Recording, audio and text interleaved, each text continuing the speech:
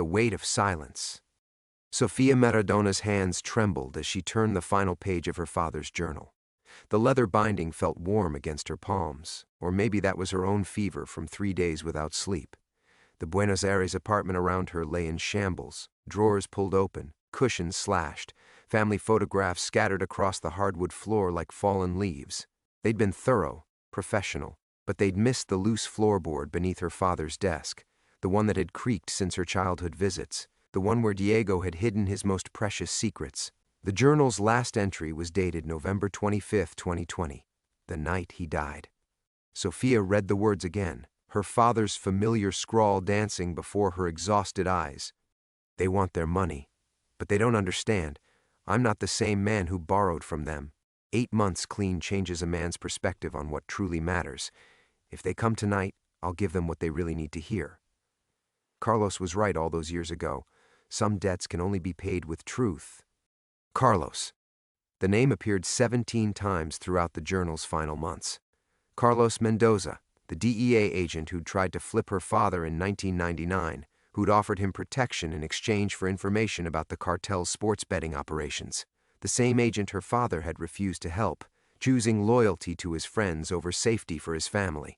But something had changed in Diego's final year.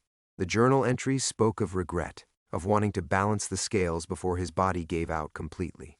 He'd been gathering evidence, recording conversations, building what he called his insurance policy. Sofia's phone buzzed. Unknown number. She let it ring, but it immediately started again. Then again. On the 4th call, she answered. "You have something that belongs to us." The voice was calm, professional, with a slight Medellin accent. "I don't know what you're talking about. Your father's journal. We know you found it. We also know you're smart enough to understand what happens to people who read things that weren't meant for their eyes." Sofia's blood turned to ice water. They'd been watching, waiting. "The journal is gone," she lied. "I burned it after the funeral." A soft chuckle. "Miss Maradona, please don't insult our intelligence. We have cameras in your building. We saw you leave this morning with a leather bag. The same bag you're clutching right now as you stand by your kitchen window." Sofia spun around, heart hammering. The apartment across the street, 3rd floor, corner unit. She could see the glint of a telephoto lens. "What do you want?" "A meeting. Tomorrow, 2 p.m., Cafe Tortoni. Come alone. Bring the journal and any recordings your father left behind. Do this, and you can return to your quiet life in Barcelona. Refuse, and we'll be forced to explore less pleasant alternatives." The line went dead. Sofia sank into her father's armchair, the journal pressed against her chest. She thought about her daughter Isabella, safe in her dorm room at Universidad Pompeu Fabra, unaware that her grandfather's past was reaching across an ocean to threaten their future. She thought about the quiet life she'd built teaching literature, far from the chaos that had always surrounded Diego Maradona. But mostly, she thought about the flash drive hidden inside the journal's spine, the one containing her father's final phone call, recorded automatically by the paranoia app he'd installed after receiving the first death threat. She'd listened to it once. Heard the hotel room door burst open, heard the demand for money, heard her father's calm response, La Fortaleza, coordinates 18.4671, -66.1185. 6 words that had sent shockwaves through the criminal underworld. La Fortaleza, the governor's mansion in Puerto Rico. Sofia had Googled the coordinates. They pointed to a location 3 miles offshore, in international waters. Whatever her father had hidden there, it was worth killing for. Her laptop chimed with a new email. The sender's address was a string of random numbers, but the subject line made her heart stop. "Your father mentioned you. We need to talk." CM. Carlos Mendoza. Sofia opened the email with shaking fingers. "Miss Maradona, I know you have no reason to trust me. Your father died believing I abandoned him, and maybe I did. But if you're reading this, it means they've made contact. Don't go to that meeting. Don't give them what they want. Your father didn't die for money. He died protecting something far more valuable, something that could end this cycle of violence once and for all. I failed him 15 years ago. Let me help you now. My office address is below. Come to Miami. Come alone. And whatever you do, don't let them know we've spoken." Sophia stared at the message until the words blurred. Outside her window, Buenos Aires hummed with its usual chaos, oblivious to the war being fought in shadows. She had 18 hours to decide: surrender to the cartels who killed her father, or trust the man who might have saved him. What choice would you make? Tomorrow, we follow Sophia's desperate journey to Miami, where Carlos Mendoza guards secrets that could reshape everything we thought we knew about that night in Buenos Aires. The deeper Sophia digs, the more dangerous the truth becomes, and the more she realizes her father's 6 words weren't surrender, but the first move in a game that's just beginning. Chapter 2. Introduction. The Sanctuary of Ghosts. The call came at 4:17 a.m., jolting Carlos Mendoza from the restless half-sleep that had become his nightly companion. He didn't recognize the number, but after 23 years in law enforcement, he'd learned to answer every call like it might be his last. "Señor Mendoza?" The voice was young, female, with the careful Spanish of someone who'd learned to speak softly in dangerous rooms. "My name is Sofia Maradona." Carlos sat up in his Miami Beach condo, the leather of his reading chair creaking beneath him. Through the floor-to-ceiling windows, the Atlantic stretched endlessly toward Argentina, toward ghosts he'd spent 15 years trying to forget. "I know who you are. Then you know why I'm calling." He did. The news of Diego's death had reached him through encrypted channels 3 days ago, along with whispers about missing evidence and a daughter who'd inherited more than grief. Carlos had sent the email knowing it was dangerous, knowing it would drag him back into a world he'd promised his daughter he'd left behind. "Are you safe?" he asked. "For now. But they want to meet tomorrow. They think I have something. Do you?" A pause. In the background, Carlos could hear the distant sounds of Buenos Aires waking up: car horns, street vendors, the city's relentless heartbeat. "Yes." Carlos closed his eyes, feeling the familiar weight of responsibility settle on his shoulders like a lead blanket. On the side table next to his chair sat a framed photo, his daughter Elena at her medical school graduation, her smile bright enough to power the Miami skyline. Next to it, a smaller frame held a picture of his late wife Maria, taken during their honeymoon in Cartagena, back when Carlos believed he could save the world one arrest at a time. "Listen to me carefully," he said. "Don't go to that meeting. Get on the first flight to Miami. I'll have someone meet you at the airport. Why should I trust you? My father's journal says you abandoned him." The words hit like a physical blow. Carlos stood, walking to the windows where the pre-dawn darkness was just beginning to soften. "Because your father was right. I did abandon him, and I've been living with that choice for 15 years. Through the glass, he could see the first joggers appearing on the beach below, their footprints joining thousands of others in the sand. Normal people living normal lives, untouched by the violence that Carlos had spent decades fighting. The violence that had followed him home anyway, taken Maria, and left him with a daughter who loved him despite everything he'd cost their family. "There's something else," Sophia said. "The journal mentions La Fortaleza, coordinates. My father said those words the night he died, and now everyone wants to know what they mean."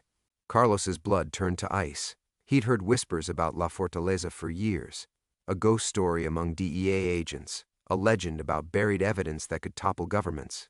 If Diego had actually found it, if he'd left coordinates, "How many people know about this?" Carlos asked. "I don't know, but they're watching my apartment. I can see them." Carlos was already moving, pulling on clothes with the efficiency of someone who dressed for emergencies, more times than he could count. "Get out, now. Take nothing except what you absolutely need. Drive to Ezeiza Airport, buy a ticket with cash, and get on the first flight to Miami. I'll text you a name. Find that person when you land. What about my daughter? She's in Barcelona, but if they know about her, I'll make some calls. She'll be protected." Carlos paused, remembering another young woman who'd needed protection, who'd died because he'd made the wrong choice. "Sophia, whatever your father left behind, whatever secrets he kept, they died with more than one man. This goes deeper than you know." After she hung up, Carlos stood in his living room, surrounded by the carefully constructed life he'd built from the ashes of his old one. the security consulting firm that gave him purpose without the bureaucracy. The weekly dinners with Elena where they talked about everything except the cases that still haunted him. The quiet evenings reading in his chair, Maria's books still lining the shelves like sentinels guarding his solitude. He thought about the promise he'd made at Maria's graveside. No more missions, no more crusades, no more choosing the job over the people he loved. Elena was starting her residency at Jackson Memorial Hospital in 6 months. She'd finally forgiven him for missing her childhood. Finally seemed to believe that this version of her father, the one who answered his phone, who kept his promises, who came home every night, was here to stay. But Diego Maradona's daughter was flying toward Miami carrying secrets that could reshape the balance of power in South America. And somewhere in the shadows, the same people who'd killed Diego were already planning their next move. Carlos picked up his secure phone, scrolling through contacts he hadn't called in years. Once he made these calls, there would be no going back to his sanctuary of carefully managed ghosts. The sun was rising over Biscayne Bay, painting the sky in shades of blood and gold. Chapter 3. Inciting Incident. The past refuses to stay buried.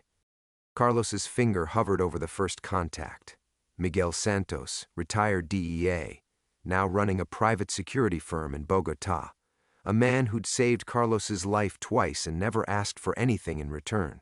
But before he could dial, his secure phone rang with an incoming call that made his stomach drop.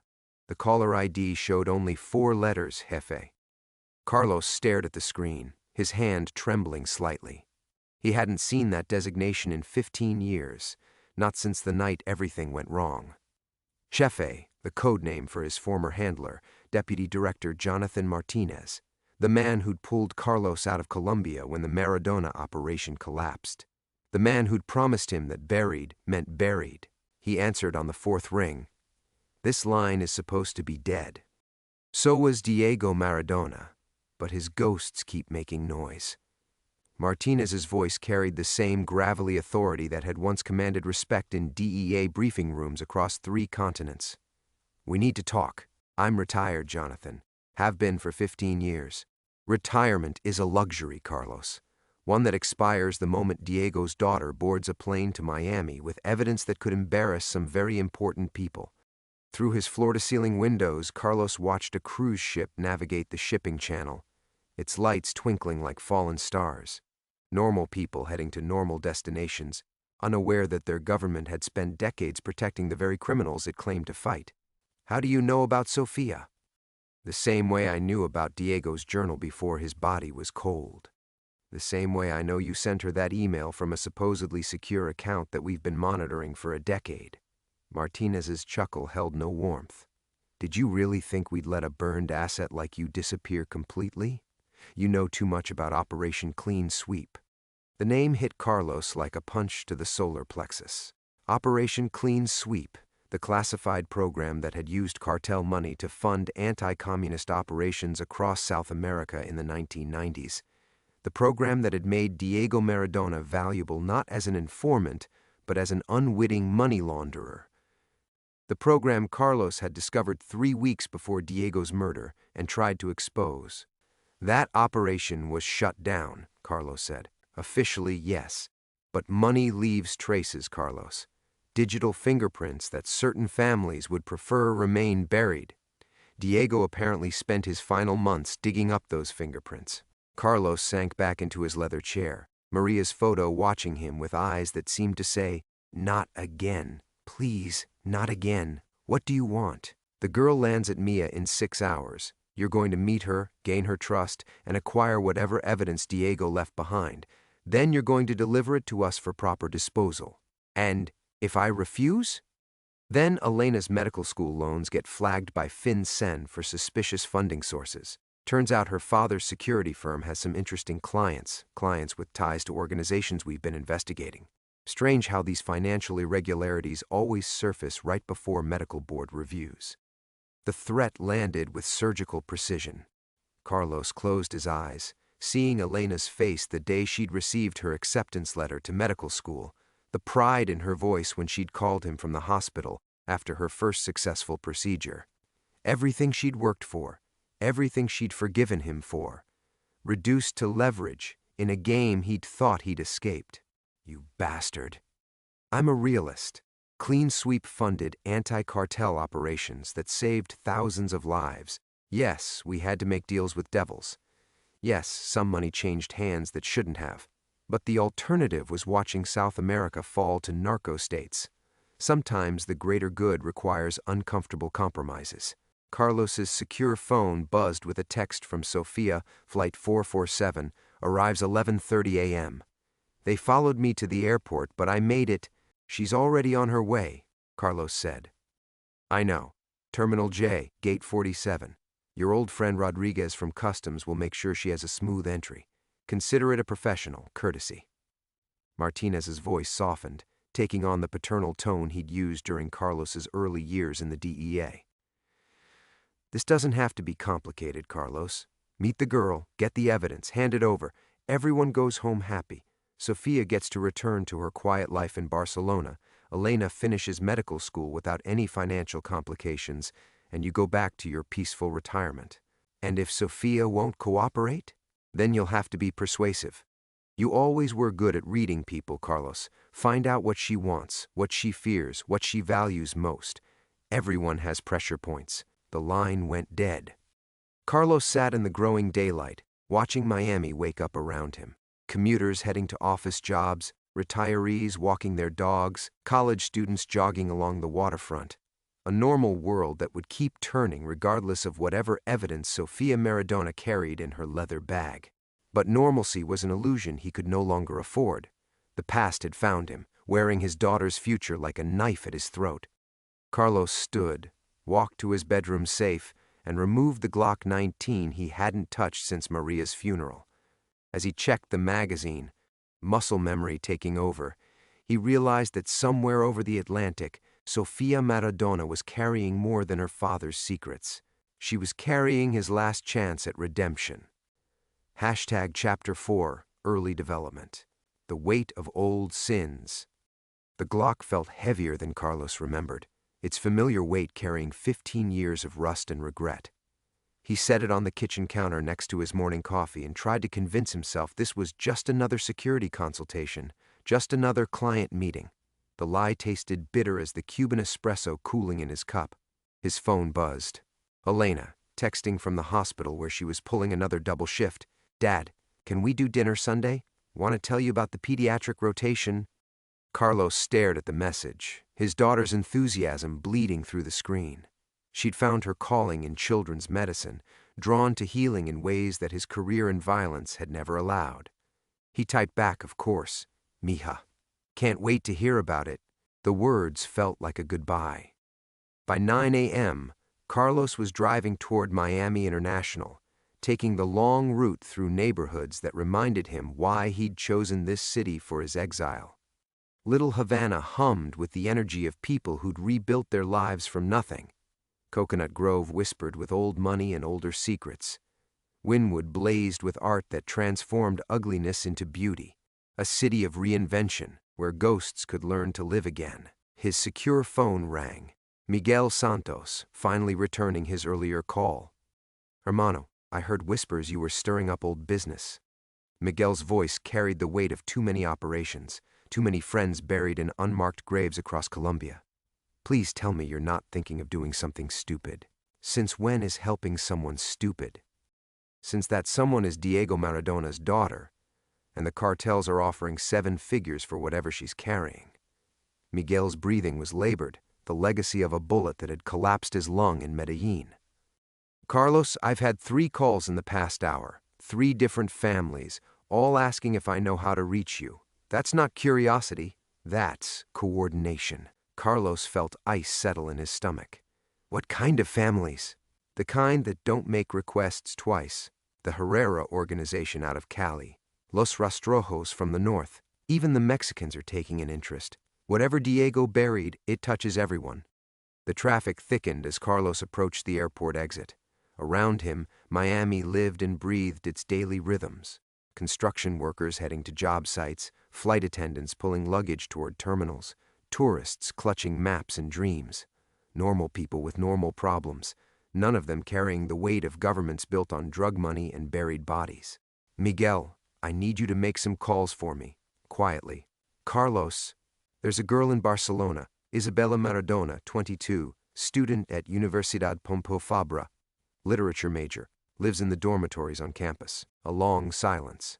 You want protection from Maradona's granddaughter. I want her to wake up tomorrow morning and go to her classes like nothing has changed. I want her to keep believing her grandfather was just a troubled soccer player, not... Carlos caught himself before saying too much. Miguel didn't need to know about Operation Clean Sweep, about the web of compromised agents and buried evidence that stretched from Buenos Aires to Washington. This is going to cost me favors I can't afford to spend, Miguel said finally. Send me the bill. It's not about money, hermano. It's about crossing lines we promised we'd never cross again. The cartels don't forget, and they don't forgive. Once you're back in this game, I never left it. The admission surprised Carlos with its honesty. I just pretended I had. After Miguel hung up, Carlos sat in airport parking, watching planes rise and fall against the perfect Florida sky. Somewhere up there, Sofia Maradona was crossing an ocean, carrying secrets that could topple governments or get them both killed. In a few hours, he'd look into her eyes and see Diego's daughter, the child of a man he'd failed when it mattered most. His regular phone rang. Unknown number, but the area code was familiar, Buenos Aires. Senor Mendoza? The voice was different from Sofia's call, older, careful. My name is Dr. Patricia Vasquez. I was Diego Maradona's physician during his final weeks. Carlos's grip tightened on the phone. How did you get this number? Diego gave it to me, along with instructions to call if anything happened to him or his daughter. Her voice carried the exhaustion of someone who'd seen too much death, held too many secrets. They came to my office this morning. Men in expensive suits asking about Diego's medical records, his medications, his visitors. What did you tell them? Nothing. Doctor-patient privilege. A pause. But they weren't really asking about medical records, were they? They wanted to know if Diego had given me anything to hold. Letters, documents, recordings. Carlos felt the pieces shifting, a puzzle he'd been assembling for 15 years suddenly revealing new edges. Had he? Just a message. For you. Dr. Vasquez's voice dropped to a whisper. He said to tell you that Lazarus keeps his own records, that the resurrection was witnessed, and the witnesses remember everything. The line went dead. Carlos sat frozen, the phone trembling in his hand. Lazarus, the code name Diego had used for Operation Clean Sweep, back when they'd both believed they were fighting for justice instead of covering for it. The witnesses, other agents who'd discovered the truth and been silenced through transfer, retirement, or worse. But if Diego had found those records, if he'd documented everything. A text arrived from an unknown number she landed early. Terminal J. They're here too. Through his windshield, Carlos watched a security guard make his rounds, checking cars with the bored efficiency of someone who'd never imagined that wars could be fought in airport parking lots. The man would go home tonight to his family, never knowing that his country's war on drugs had been funded by the very cartels it claimed to fight. Carlos started his engine, checking the rearview mirror from habit. In the distance, a black sedan was making its second pass through the lot, its tinted windows reflecting the Florida sun like dead eyes. The past wasn't just refusing to stay buried. It was clawing its way up from the grave with bloody fingernails, and Sofia Maradona was walking straight into its embrace. Hashtag Chapter 5, Middle Development. The cost of old choices. Carlos abandoned his car in the first available spot, his hands shaking as he fed quarters into the meter. Terminal J loomed ahead like a cathedral of departures and arrivals, its glass walls reflecting the morning sun in fractured patterns that reminded him of shattered promises. The black sedan had disappeared, but that meant nothing. Professionals knew how to become invisible until the moment they chose not to be. Inside the terminal, the familiar chaos of international arrivals provided perfect cover. Carlos positioned himself near the customs exit, scanning faces with the predatory focus that had kept him alive in Medellin and Bogotá. Businessmen clutching briefcases, families reuniting with tears and embraces, college students dragging overstuffed backpacks towards spring break adventures. And there, emerging from the customs corridor with the hollow-eyed exhaustion of someone who'd slept poorly on a transatlantic flight, was Sofia Maradona. She looked smaller than he'd expected, more fragile. Her father's sharp cheekbones and intelligent eyes, but softened by invulnerability that Diego had never possessed. She moved with the careful awareness of someone who'd learned to watch shadows, clutching a leather messenger bag against her chest like armor. Carlos felt the familiar weight of guilt settle in his stomach. Another innocent drawn into a war she didn't understand, carrying secrets that men had killed for, just like Elena at that age, when she'd asked why her father disappeared for months at a time, why her mother cried when the news showed violence in Colombia, why their house had bulletproof glass and a safe room she wasn't supposed to know about. Sophia's eyes found his across the crowded terminal, recognition flashing despite having never met. Diego's daughter, raised on stories of the DEA agent who'd tried to save her father, the mythology of heroism built on Carlos's greatest failure. But as she started toward him, Carlos noticed the man in the navy blazer standing near the Starbucks, his posture too alert for someone waiting for coffee. And the woman by the information kiosk, her designer handbag positioned for quick access to whatever she carried inside. And the maintenance worker whose eyes tracked Sophia's movement despite his apparent focus on emptying trash cans. They weren't hiding anymore. They were announcing their presence, a message written in the language of violence. We're here, we're watching, and we can take her anytime we choose. Señor Mendoza? Sophia's voice carried her father's accent, musical and careful. Thank you for coming. We need to leave, now. Carlos took her elbow, guiding her toward the exit with practiced casualness. Don't look around, don't acknowledge anyone, just walk. They followed me from Buenos Aires, she whispered. Different faces, but I could feel them watching. How many people knew about your father's journal? Just me and my cousin, Maria Elena. She's the one who told me to contact you. Sophia stumbled slightly, exhaustion catching up with adrenaline. But after I called you, things changed. Suddenly, everyone wanted to talk about my father's final weeks. Reporters, police investigators, men who said they were from the American embassy. Carlos guided her toward the parking structure, his mind cataloging exits and blind spots with muscle memory 15 years out of practice. What did you tell them? Nothing. But they knew things, about the journal, about the coordinates he mentioned, about... She stopped walking. About you. The words hit Carlos like a physical blow. If they knew about his connection to Diego, if they'd connected him to Operation Clean Sweep, then Elena was already in danger. The medical school threat from Martinez would be the least of their problems. We need to call your granddaughter, Carlos said. Isabella? She's safe in Barcelona. I made sure. Sophia's face went white. Oh God. If they know about you, they know about her. Carlos pulled out his secure phone, speed-dialing Miguel. The call went straight to voicemail. He tried again, same result. His hands began to shake as he dialed Miguel's emergency contact, a former FARC negotiator who owed them both favors. The number you have dialed is no longer in service. What's wrong? Sophia's voice rose with panic. Carlos stared at the phone, understanding flooding through him like ice water. Miguel Santos, the most careful operative he'd ever known, had gone dark. Either he was running or he was dead. Either way, Isabella Maradona was alone in Barcelona with a target on her back. Change of plans, Carlos said, his voice hollow. We're not going to my office. Then where? Carlos looked at Sofia, seeing Diego in her frightened eyes, remembering the last time he'd made a promise to protect someone's family. Maria's face flashed through his memory, the woman who'd loved him despite his ghosts, who died because those ghosts had followed him home. He couldn't save Diego. He'd failed to protect Maria. But maybe, if he was willing to sacrifice everything he'd built in the past 15 years, he could keep Sofia and Isabella alive long enough to bury the past properly. Somewhere they won't expect, Carlos said, leading her deeper into the parking structure. Somewhere we can figure out what your father really found and why everyone's so desperate to kill for it. Behind them, footsteps echoed in the concrete shadows. Chapter 6.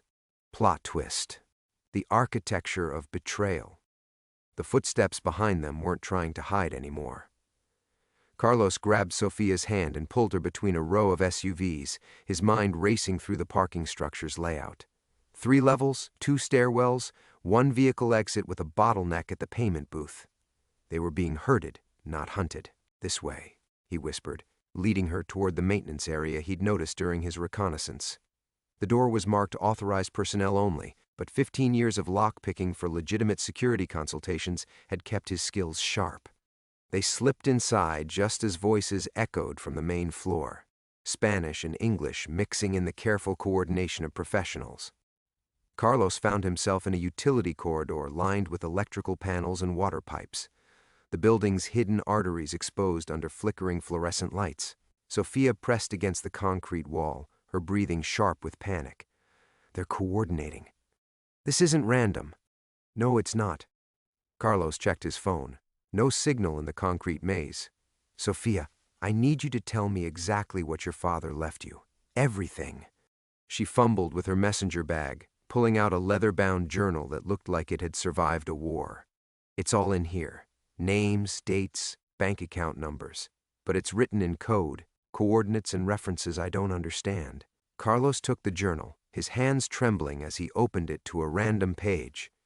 Diego's handwriting, still sharp and precise despite his deteriorating health, filled the margins with notes that made Carlos's blood freeze. Mendoza, Miami operation compromised from inception. Asset protection extended to family members per clean sweep protocols. The words hit him like a physical blow. Asset protection. Carlos flipped through more pages, finding entry after entry detailing financial transfers, protected witnesses, and operational security measures that could only have come from someone with access to classified DEA files. Your father was working with us, Carlos said slowly. The whole time, even when we thought he was just an informant, he was... A new voice cut through the corridor, speaking into a radio with the crisp authority of command, perimeter secured. Subjects contained in maintenance level, moving to extract. But it was the voice itself that stopped Carlos's heart. Familiar cadences, a slight Texas drawl softened by years of working international cases. A voice he'd trusted with his life in a dozen operations across South America. That's impossible, Sophia whispered. Who is it? Carlos closed his eyes. 15 years of careful reconstruction crumbling like a house built on sand. Someone I should have recognized from the beginning. The maintenance door opened, and Deputy Director Martinez stepped inside, flanked by 2 men in tactical gear. But it wasn't the same Martinez who'd threatened Elena that morning. This version carried himself with the easy confidence of someone who'd been running the game all along. Hello, Carlos. I was hoping we could do this the easy way. How long? Carlos's voice was barely a whisper. From the beginning. Martinez's smile held no warmth.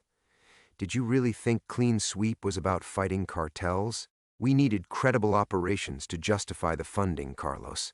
We needed true believers like you to sell the story. And we needed someone to take the fall when it all came apart. Sophia's sharp intake of breath was the only sound in the corridor. Carlos felt the architecture of his life reshaping itself, every memory taking on new meaning, the operations that had gone too smoothly, the intelligence that had been too perfect, the way Martinez had always known exactly which pressure points would keep him in line. Diego figured it out, Carlos said. Diego was supposed to die of natural causes before he could piece it together. Cocaine-damaged heart, history of addiction, who would question it? Martinez's tone carried the casual cruelty of someone discussing the weather. But the man was tougher than we anticipated, and unfortunately, he'd developed an inconvenient relationship with his family. The journal felt like it was burning in Carlos's hands. The coordinates. They're not evidence locations. Bank accounts, offshore holdings, retirement plans for everyone who helped build the most successful money laundering operation in DEA history. Martinez gestured to his men, who began moving closer. Your daughter's medical school debt? Already paid in full, courtesy of cartel appreciation for your service. She just doesn't know it yet. Carlos's world tilted on its axis. Elena's clean financial records, her seamless acceptance into medical school, the way obstacles had melted away from her path. Not luck, but corruption money, smoothing her way without her knowledge. You used my daughter as leverage to keep me quiet about crimes I didn't even know I was committing. I used your daughter as motivation to keep you focused on what mattered, protecting the greater good, even when the methods were imperfect. Martinez's voice took on that familiar paternal tone. You saved lives, Carlos. The intelligence we provided stopped real terrorist operations. The money we redirected funded legitimate anti-cartel initiatives. Sometimes the angels have to work with devils. Sophia clutched the journal tighter. My father's 6 words, what did they really mean? Martinez's expression darkened. Your father, in his final moments, gave us coordinates to evidence that could unravel 30 years of careful work. He thought he was being defiant. His laugh was bitter. He was actually signing all of our death warrants. Chapter 7. Climax Build Up. The weight of truth. The maintenance corridor felt like a tomb, fluorescent lights buzzing overhead as the weight of 30 years' worth of lies pressed down on them all. Carlos stared at Martinez, seeing him clearly for the first time, not the mentor who'd guided his career, but the architect of everything that had gone wrong. Death warrants, Sophia repeated, her voice barely audible. You're saying my father condemned us all. Your father was a romantic, Martinez said, adjusting his cufflinks with the casual precision of a man preparing for surgery. He believed in justice, in redemption, in the possibility that good people could overcome corrupt systems. Very touching, very naive. Carlos's mind raced through the implications. If Diego had documented everything, the money laundering, the protected assets, the web of compromised agents, then the coordinates weren't just pointing to bank accounts. They were pointing to evidence that could bring down sitting senators, federal judges, entire departments within the DEA. The hotel room in Buenos Aires, Carlos said slowly. You weren't trying to silence him. You were trying to make a deal. We offered him everything. Medical treatment in the finest facilities in Switzerland. Protection for Sophia and Isabella. A comfortable retirement with full immunity. Martinez's voice carried genuine regret. All he had to do was forget what he'd learned. Sophia's grip on the journal tightened until her knuckles went white. And when he refused? Your father spoke 6 words that changed everything. The witnesses remember. Find Carlos Mendoza. Martinez looked directly at Carlos. He wasn't giving us coordinates to his evidence cache. He was telling us that someone else already had copies. Someone he trusted. The pieces fell into place with horrible clarity. Dr. Patricia Vasquez's cryptic message about Lazarus keeping his own records. Miguel Santos going dark just when Carlos needed him most. Elena's suspicious financial aid that had never quite made sense. You've been watching me for 15 years, Carlos said, waiting to see if I'd make contact with Diego's evidence. We've been protecting you for 15 years. Martinez's tone turned paternal again, the voice Carlos had trusted through a dozen dangerous operations. Do you know how many times other agencies wanted to investigate you? How many foreign intelligence services tried to recruit you? We kept you safe, Carlos. We kept your family safe, by making us all complicit in your crimes. By making you all shareholders in a system that actually works. Martinez gestured to one of his men, who produced a tablet computer. Look at the numbers, Carlos. The cartels we allowed to operate provided intelligence that stopped 17 major terrorist attacks on American soil. The money we laundered funded black operations that Congress would never approve, but the country desperately needed. We saved more lives than we cost. Carlos wanted to look away from the screen, but couldn't. Spreadsheets full of lives, prevented attacks, disrupted networks, rescued hostages. The arithmetic of moral compromise laid out in neat columns that somehow balanced murder against salvation. My father saw these same numbers, Sophia said quietly. Didn't he? Martinez nodded. In his final weeks, we hoped he might understand the larger picture, the necessity of working within flawed systems to achieve greater goods. But Diego was always more poet than pragmatist. He was a man who remembered what it felt like to have nothing, Sophia snapped. To grow up poor, to fight for every opportunity, to know that corruption steals futures from people who can't afford lawyers or bribes or protection. And look where that idealism led him. Martinez's voice hardened, dead in a hotel room, leaving his daughter and granddaughter as targets for people far less reasonable than us. The maintenance corridor fell silent except for the building's mechanical heartbeat, air conditioning, water pumps, the quiet infrastructure that kept civilization functioning in the Florida heat.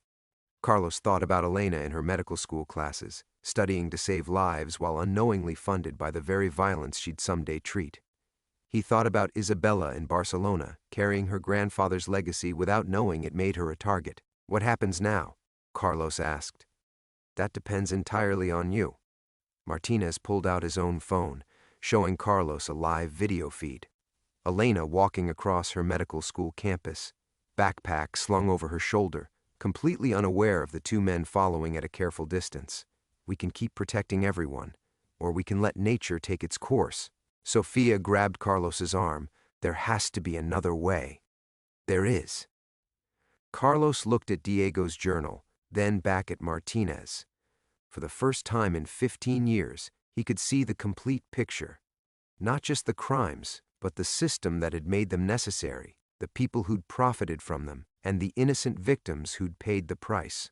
I want to make a deal, Carlos said. Martinez smiled. I'm listening.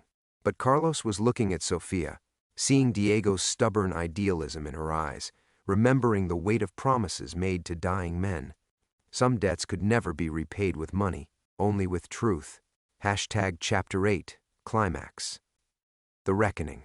Carlos felt the weight of Diego's journal in his hands, 15 years of guilt crystallizing into something harder, more purposeful. The maintenance corridor's fluorescent lights flickered overhead like a heartbeat, marking time between one life and another. The deal I want to make isn't with you, Carlos said, his voice carrying a steadiness that surprised him. It's with history. Martinez's smile faltered. Carlos, think about what you're saying. Think about Elena. I am thinking about Elena. Carlos looked at the live feed on Martinez's phone, watching his daughter walk unknowingly through a world built on blood money. I'm thinking about the woman she's becoming and whether I want her to inherit the same lies I've been living. Sofia stepped closer to Carlos, and he could feel her trembling, not with fear now, but with the same electric anticipation he'd seen in Diego's eyes during their most dangerous operations. The moment when retreat became impossible, and the only choice was to move forward into the fire. You don't understand the forces you're dealing with, Martinez said, his paternal mask slipping to reveal something colder underneath. This network extends to the highest levels of government, federal judges, Senate committees, people who could make you disappear without paperwork. Then they should have killed me 15 years ago. Carlos opened Diego's journal to a page he'd memorized, reading coordinates that suddenly made perfect sense. Instead, you made the same mistake every corrupt system makes. You assumed everyone had a price. Martinez's hand moved toward his weapon, but stopped when Sofia pulled out her own phone. Her fingers moved across the screen with practiced efficiency, and Carlos realized she'd been recording everything since they'd entered the corridor. Isabella isn't just in Barcelona, Sofia said quietly. She's at the International Criminal Court in The Hague, interning with prosecutors who specialize in organized crime and corruption. And she's been receiving encrypted files from Miami for the past 3 days. The color drained from Martinez's face. That's impossible. We've been monitoring all communications. You've been monitoring the communications you know about. Carlos felt something like peace settling over him, the weight of 15 years lifting as truth finally found its voice. But Diego was smarter than any of us. He didn't just document your crimes. He documented your methods, your surveillance techniques, your communication intercepts. He built a mirror system that you couldn't see because you were too busy watching yourselves. Sofia's phone chimed with an incoming message. She glanced at the screen and nodded to Carlos. Isabella confirms receipt of the final batch. Everything's uploaded to the ICC database with automatic release protocols if we don't check in every 12 hours. Martinez raised his weapon, but his hand was shaking. You're bluffing. Even if you had evidence, no one would believe it. The system protects itself. The system protects itself from individual threats, Carlos agreed, but not from systematic exposure. Not when the evidence comes with financial records, communication intercepts, and testimony from protected witnesses in 17 countries. 17? Sofia smiled, and Carlos saw Diego's fierce joy in her expression. Did you really think my father worked alone?